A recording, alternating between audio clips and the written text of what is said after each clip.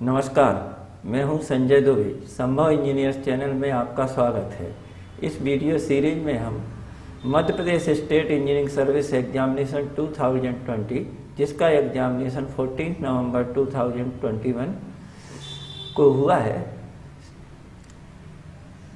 उसमें सेट सी में पूछे गए सिविल इंजीनियरिंग के क्वेश्चंस को सॉल्व करेंगे।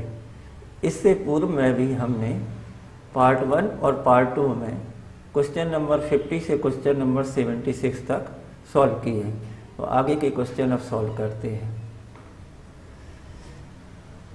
A cantilever truss is loaded as shown in figure. The force in member AB is given by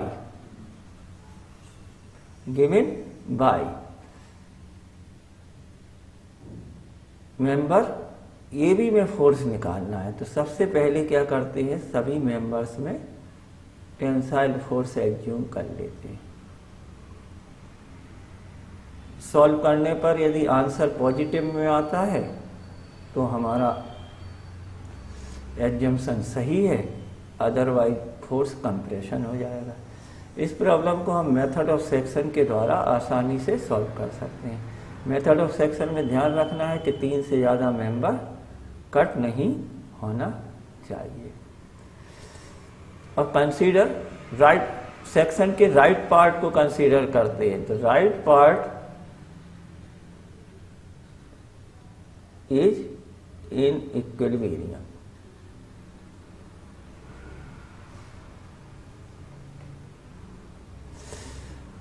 A B member में force निकालना है।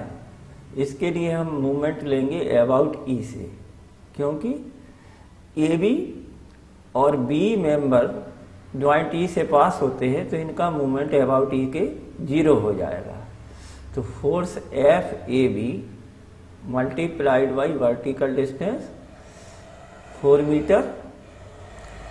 ये member A B with respect to ये anti clockwise rotate करेगा, इसलिए anti clockwise के लिए ले लिया positive sign.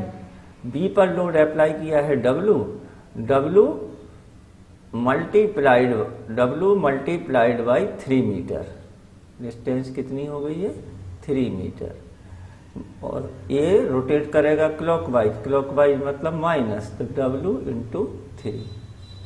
Second load W apply किया हुआ है सी पर, तो इसकी डिस्टेंस ई से है 9 मीटर, तो W multiplied by 9 is equal to 0।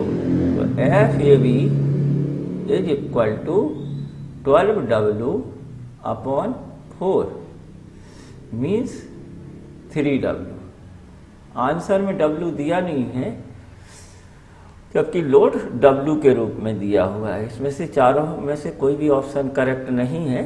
अब हम क्या कर सकते हैं, यदि W is equal to 1 kilo newton put up करें, यदि यूनिट लोड होता तो आंसर ए करेक्ट हो जाता। Next question, in statically indeterminate frame total pull T can be calculated by the relation with usual notation. Indeterminate frame का formula दिया हुआ है। फॉर्मूला होता है summation of P K L upon A divided by summation of K square L upon A plus L zero. Option A में plus sign का use किया है, ऑप्शन बी में माइनस साइन का यूज किया है। प्लस साइन हमें पुल के लिए यूज करना है। पुल कब होगा, जब मेंबर शॉर्ट लेंथ का होगा, मेंबर फ्रेम के अंदर लंबाई उसकी कम होगी, तब ज्वाइंट पर क्या होगा, पुल, मतलब शॉर्ट मेंबर के लिए प्लस साइन का यूज करना है। और यदि मेंबर की लेंथ एक्सेज है तो वो ज्वाइंट पर पुश करेगा, तो पुश के लिए निगेटिव साइन का यूज करते हैं, निगेटिव साइन करते हैं। जो कि क्वेश्चन में पुल पूछा गया है, इसलिए option A correct. Next question, A simply supported beam of span 4 meter is carrying a uniformly distributed load of 2 kilonewton per meter over the entire span. Find the maximum slope and deflection of the beam. Take EI of the beam as 80 into 10 to the power 9 Newton पर mm square. पहले एक beam बना लेते हैं, simply supported beam है, इसका span 4 metre है और इस पर यूडीएल अप्लाई किया हुआ है 2 किलो न्यूटन पर मीटर का। हमको जब इस पर लोड अप्लाई करेंगे तो एक डिफ्रैक्ट हो जाएगा, ए और बी पर यहाँ पर स्लोप रहेगा, maximum slope. Simply supported beam carrying UDL, slope is given by theta is equal to theta भी होता है WL³ upon 24 EI। L metre में है, W किलो न्यूटन पर मीटर में है, EI न्यूटन पर mm स्क्वायर, तो सभी हम न्यूटन पर mm स्क्वायर, न्यूटन और mm में कन्वर्ट कर लेते हैं। तो W is equal to 2 kilo newton पर metre means 2 into 1000 divided by 1000 is equal to 2 newton पर mm। L 4 metre is equal to 4000 हो जाएगा, तो theta A is equal to 2 multiplied by 4000 cube divided by 24 EI 80 into 10 to the power 9, 80 into 10 to the power 9 mm power 4। इसको solve किया तो ये आ जाता है 0.067 रेडियन। तो इस हिसाब से आपका ऑप्शन सी में 0.067 दिया हुआ है, 0.06। अब निकालते हैं डिफ्लेक्शन। डिफ्लेक्शन का फॉर्मूला होता है आपका डेल मैक्सिमम सेंटर पे होगा, इसकी वैल्यू होती है 5/380⁴ into WL power 4 divided by EI। 5 divided by 380⁴ W2L 4000 power 4 divided by 80 into 10 to the power 9। Solve किया तो ये आंसर आता है 83.33 mm। 83.33 दिया हुआ है ऑप्शन बी में। क्लोजेस्ट आंसर के हिसाब से तो हो सकता है ऑप्शन सी, और वैसे चारों ऑप्शन में से दोनों वैल्यू मैच नहीं करती हैं, ऑप्शन बी में, ऑप्शन सी में। The domestic sewage of a town was tested for a total solids and following results were obtained. Weight of sample of sewage is equal to 1000 gram. Weight of solid after evaporation of liquid is equal to 0.952 gram. Weight of dry residue after ignition is equal to 0.51 gram। इस problem में ये नहीं दिया है कि निकालना क्या है, इसके द्वारा हम क्या क्या निकाल सकते हैं, टोटल सॉलिड्स निकाल सकते हैं। Total solids is equal to, total solids is equal to आपका जो सॉलिड एवोपरेशन के बाद बचते हैं वो हो जाएंगे, तो 0.952 और इसको कन्वर्ट कर लेते हैं ppm मतलब 10 टू द पावर 6 और डिवाइडेड बाई 1000 ग्राम, तो ये 1 लीटर के बराबर हो जाएगा, मतलब 1000। इसको किया तो ये वैल्यू आ जाती है 952 ppm। टोटल सॉलिड्स आ जाएंगे 952 फिक्स्ड सॉलिड। इस हिसाब से ऑप्शन बी करेक्ट हो जाएगा, टोटल सॉलिड यदि उन्होंने पूछा है। यदि फिक्स्ड सॉलिड पूछा है, फिक्स्ड सॉलिड आपका हो जाएगा जो आपका रेसिड्यू बचा था 0.516 into 10 to the power 6 divided by 1000 gram is equal to 516 ppm। Fixed solid हो जाएगा आपका 516। यदि आपसे वॉलेटाइल सॉलिड पूछा है, वॉलेटाइल सॉलिड जो एवोपरेट हो गए गर्म करने पर, तो टोटल सॉलिड में से यदि हम फिक्स्ड सॉलिड को माइनस कर देंगे तो आपका आ जाएगा 436 ppm। तो जो क्वेश्चन में हमको यही नहीं मालूम पड़ता है कि पूछा गया है, तो तीनों ऑप्शन सही हो सकते हैं। Next question, following is one of the example of secondary air pollutants. Secondary air pollutant क्या होते हैं?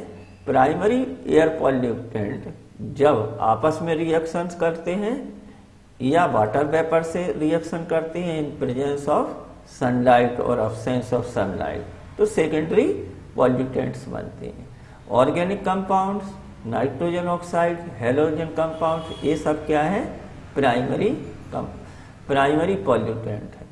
इसलिए अपना ऑप्शन सी जो है, option C ozone O3 secondary pollutant का एग्जाम्पल है।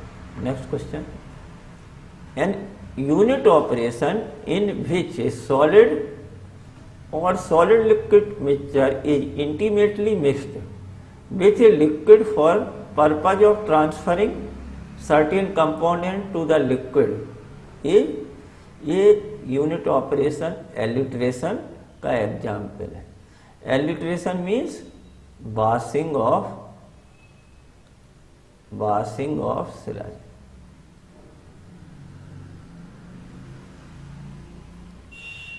वॉशिंग ऑफ स्लज करने से इसके अंदर कुछ कंपाउंड्स निकल जाते हैं जिससे हमें केमिकल कंडीशनिंग करने में कम केमिकल्स की जरूरत होती है।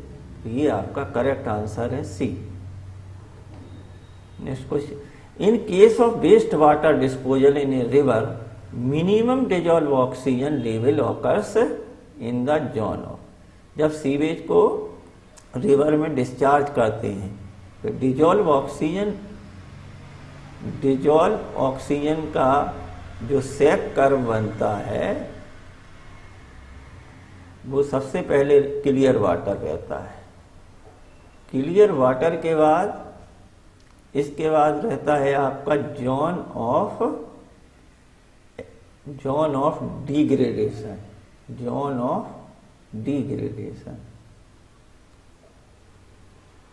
इसके बाद रहता है आपका जोन ऑफ एक्टिव डिकम्पोजिशन। यहीं पर ऑक्सीजन की क्वांटिटी सबसे कम मिनिमम होती है, active decomposition.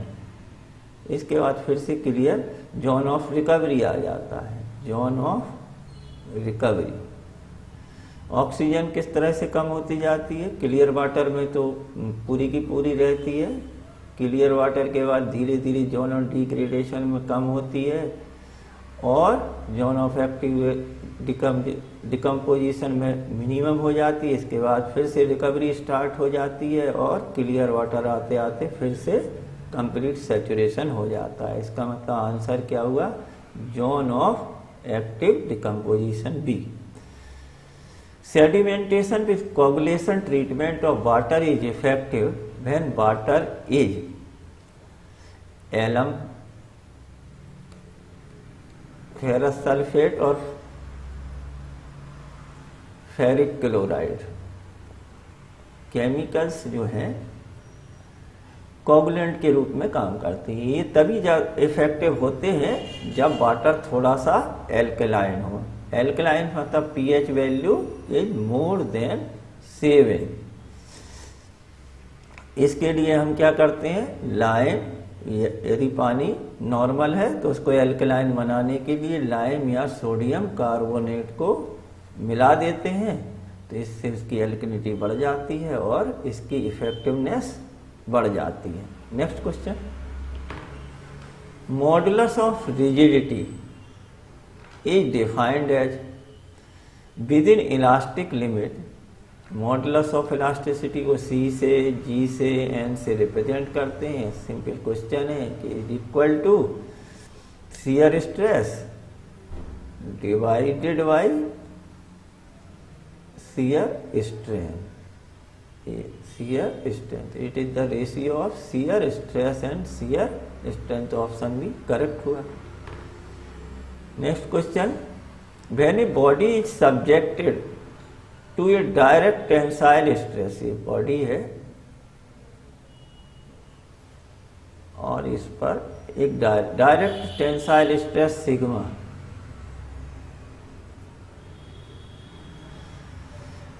in one plane and accompanied by single shear tau, single shear होगी। The maximum normal stress is equal to आपका सिग्मा 1 या P1 ले ले, sigma 1 is equal to 1/2 sigma x plus sigma y प्लस minus sigma x minus sigma y का whole square plus 4 tau square. यहाँ पर sigma x is equal to given है sigma, और सिग्मा y क्योंकि एक ही टेंसाइल स्ट्रेस है तो sigma y is equal to, put this value sigma y is equal to, तो sigma maximum normal stress principal stress के बराबर हो जाएगा और इसकी वैल्यू रहेगी sigma x divided by 2 plus sigma x minus 4 tau square. Option B correct हो गया। Next question, a structure may be redundant both internally as well as externally and the total redundancy T is given. Total redundancy या degree of indeterminacy plane frame का formula दिया हुआ है। Plane frame में axial force M क्या होता है, number of member,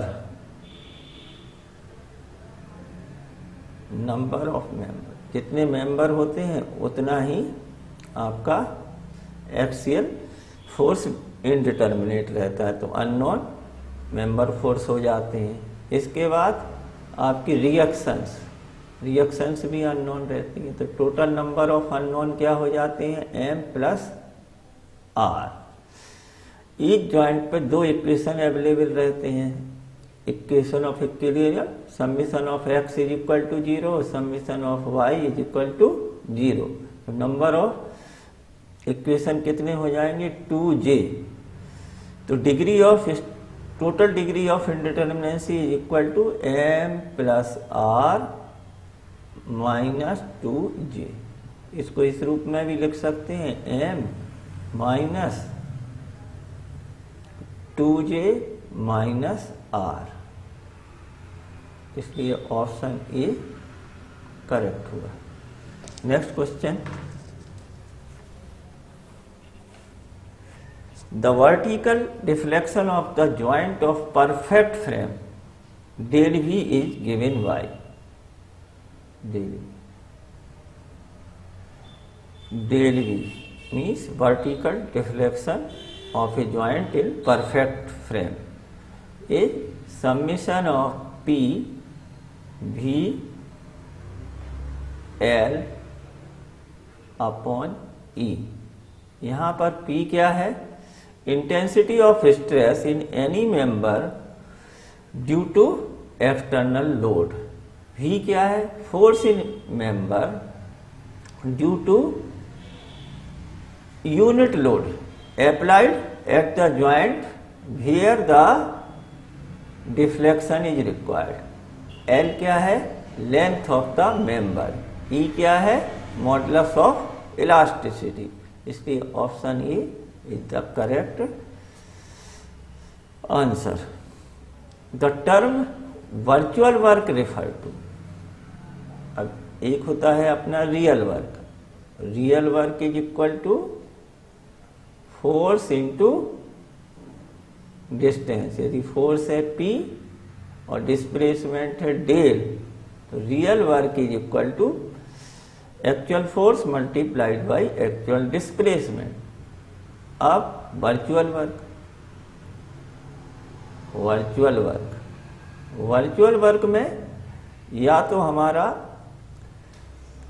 force virtual रहता है और डिस्प्लेसमेंट रियल रहता है, या दूसरा केस हो सकता है कि हमारा फोर्स रियल रहता है और डिस्प्लेसमेंट वर्चुअल रहता है। तो यहाँ पर आपका दिया हुआ है कि virtual work done by virtual forces, option C correct answer. On Indian railway the following length of rail is adopted for broad gauge. Broad gauge के लिए 13 मीटर की रेल यूज करते हैं, मीटर गेज के लिए 12 मीटर की और narrow gauge के लिए 12 मीटर की रेल यूज करती है Indian railway. Next question, the following method may not be useful to correct the creep.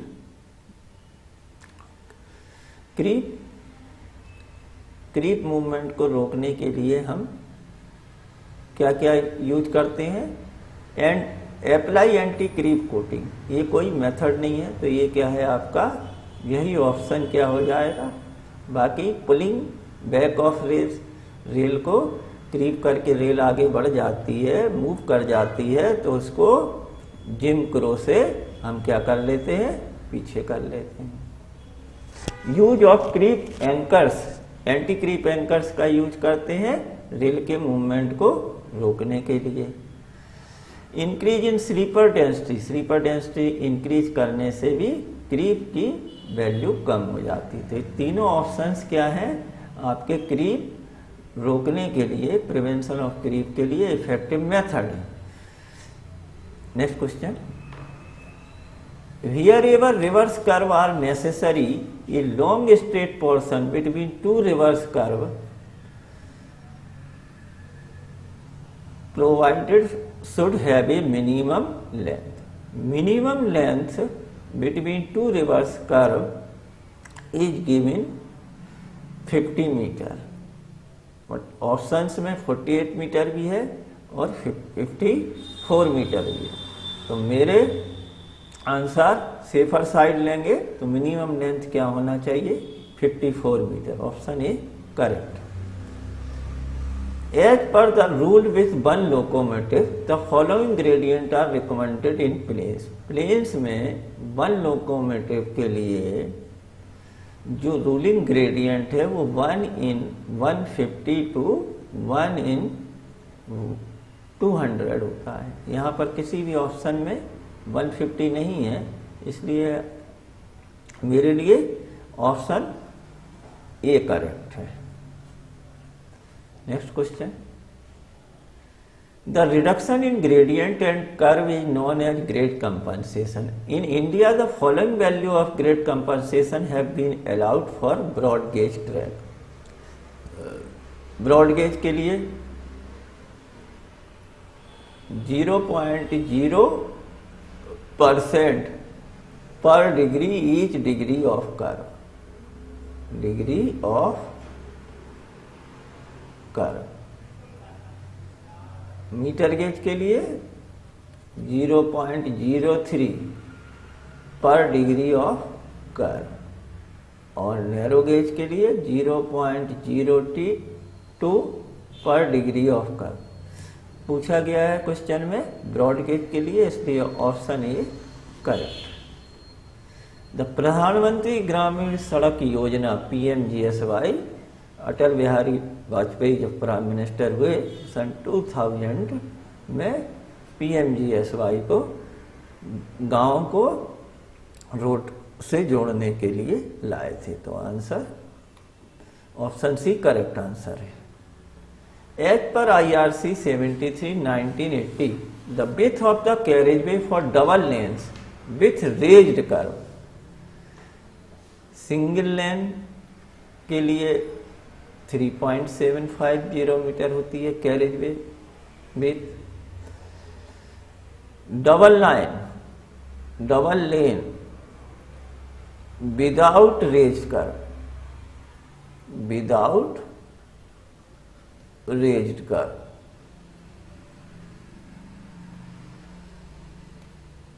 Seven 0.0 metre होती है। लेकिन क्वेश्चन में पूछा है double lane with raised curve. Raised curve होने से हमको कैरेज वे की विड्थ थोड़ी सी ज़्यादा रखनी पड़ेगी, 7.50 मीटर। ये आपका कैरेज वे होता है, यहाँ कर्व होते हैं, तो कर्व की वजह से ये कैरेज वे की 2 लेन रोड में 7.5 metre. Option is correct.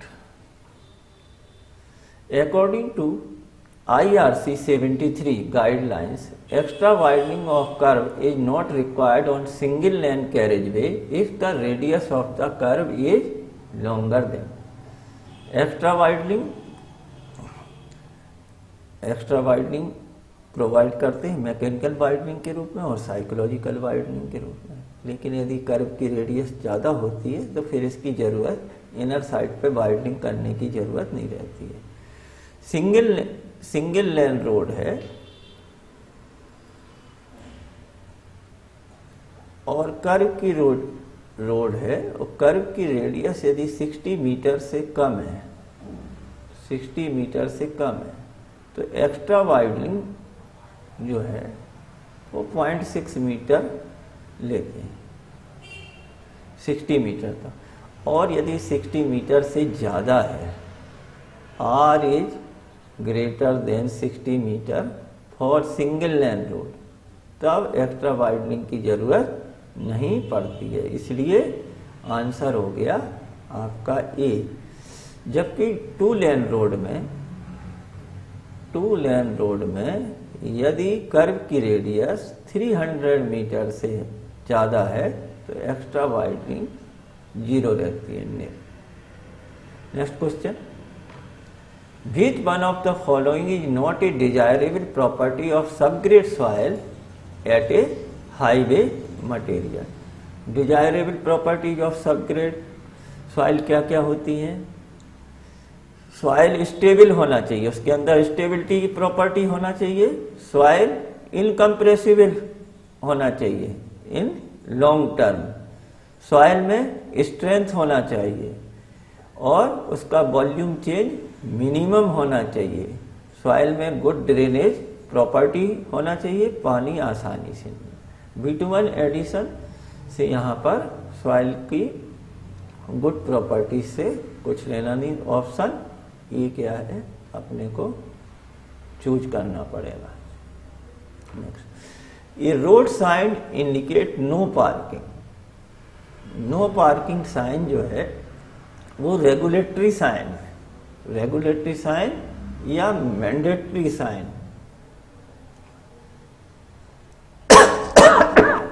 Regulatory sign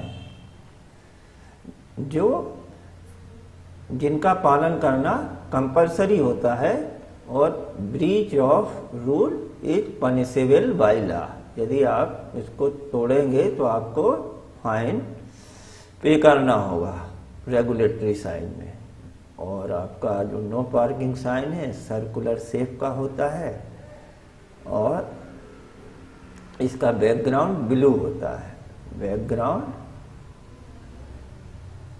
blue होता है। और जो स्ट्रिप रहती है ये रेड कलर की 45 डिग्री पर स्ट्रिप होती है, बॉर्डर भी इसका रेड होता है। तो ऑप्शन सी करेक्ट है। Next question, for 20 mm diameter rivet the diameter of the rivet hole is. Rivet से क्वेश्चन लिया गया है। यदि nominal diameter of rivet, nominal diameter of rivet up to 25 mm तब होल का डायमीटर 1.5 mm इंक्रीज कर देते हैं। यदि 25 mm से ज़्यादा है रिवेट का डायमीटर तो फिर हम होल का डायमीटर, यदि nominal diameter is more than 25 mm तो हम 2 mm बढ़ाते हैं। तो इस प्रकार से चूंकि रिवेट का डायमीटर 22 है तो 22 plus 1.5 is equal to 23.5 hole का डायमीटर रखेंगे। Next question, in case of when plates are connected by zigzag और staggered riveting the net sectional area A is given bye.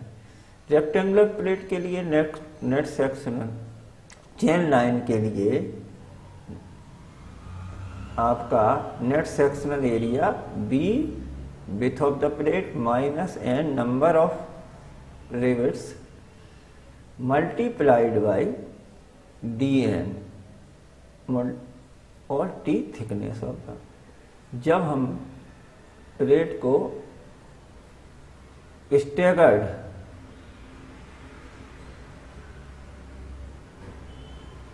Join करते हैं तब ये हो गई पिच और ये हो जाती है गेज, तो उसका नेट एरिया बढ़ जाता है। कितना बढ़ जाता है? NP²/4G। इसलिए स्टैगर्ड रिफ्टिंग के लिए ये net is equal to B minus NDN plus हो जाएगा आपका N पिच का square divided by 4 times of gauge distance, और ये सबको थिकनेस से मल्टीप्लाइड करेंगे तो net cross section area of tension member आ जाएगा। Next question, a strut used in roof truss having a length of 4 metre between the centre to centre intersection. Centre to centre intersection दिया है, इसका मतलब है कि स्ट्रट कैसा है? डिसकंटिन्यूअस।